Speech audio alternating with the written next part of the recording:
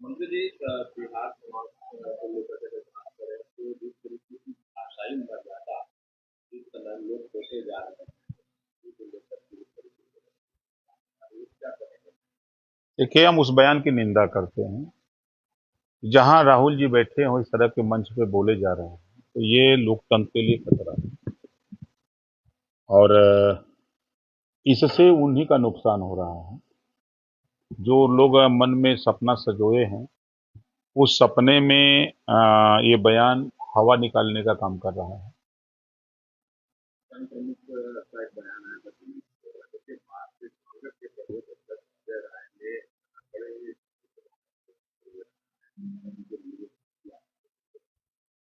देखिए, जिस पार्टी के नेता पूरे देश को कटघरे में खड़ा कर रहे हों, जिस देश के नेता चुनाव आयोग पर विश्वास नहीं है और उसी चुनाव आयोग के सामने गिड़गिड़ा रहे हैं। एक तरफ विश्वास नहीं है, दूसरी तरफ उसी चुनाव आयोग के नियम के तहत चुनाव लड़ने के लिए घूम रहे हैं।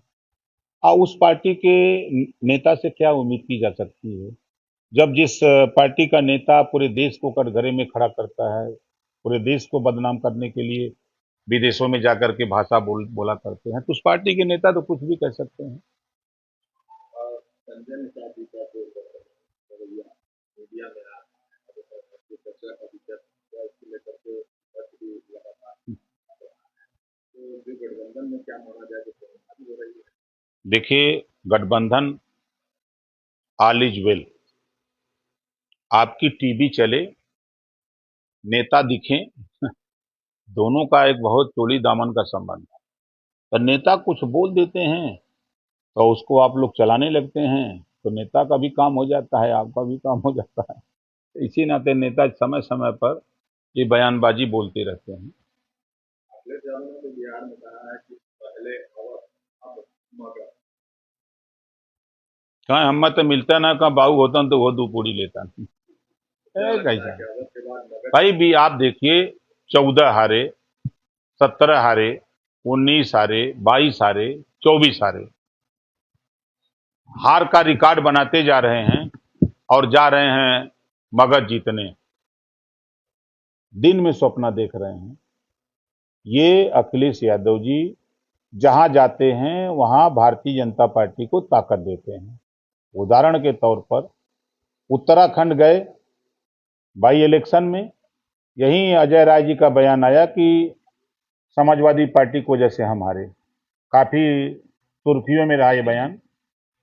फिर अखिलेश यादव जी मध्य प्रदेश गए, वहां उन्होंने बयान दिया कि कांग्रेस चालू पार्टी है, इसको वोट मत देना, ये हमको धोखा दिया तो आपको धोखा देते देर नहीं लगेगी। भाजपा की सरकार बन गई। फिर मुसलमानों ने कहा कि आप गए थे वहां भाजपा की सरकार बनाने, फिर बयान आ गया कि कांग्रेस भाजपा की बी टीम है। अब फिर अखिलेश जी कांग्रेस के रथ पर सवार, अब क्या करने गए हैं? तो भाजपा को जिताने गए हैं लोग ना। वोट चोर का लगातार नारा।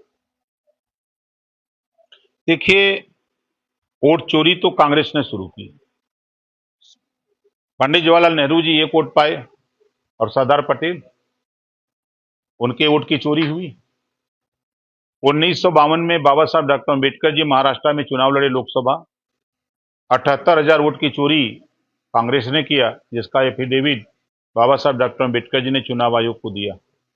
आपके बनारस से हम आते हैं, श्यामलाल यादव कांग्रेस के प्रत्याशी थे, मैसेज मिला कि चुनाव हार गए, तो मतपेटी जो थी उसको गंगा जी में डाल दिया, चोरी करके मतपेटी रख दी गई। जब मछुआरे मछली मारने गए तो जाल डाले तो वो मछली के नाम पर मतपेटी निकलने लगी। ये सब लोग जान रहे हैं। तो चोरी का काम तो कांग्रेस ने किया है, और आज वो चोरी का आरोप अगर लगा रही है तो उनको ज्ञान होना चाहिए कि कांग्रेस की रीजिंग में भारतीय जनता पार्टी ने 282 सीट जीती, और आज उस भारतीय जनता पार्टी एनडीए की सरकार में उनका अगर आरोप है तो 240 पर क्यों रह गए?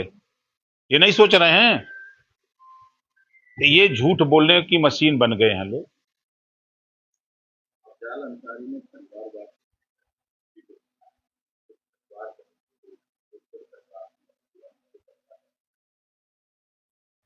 देखिए, माननीय अफजाल अंसारी जी बड़े नेता हैं, उनका एक बयान बहुत मजेदार है कि प्रधनियों समाजवादियों के लोग लड़ी हैं।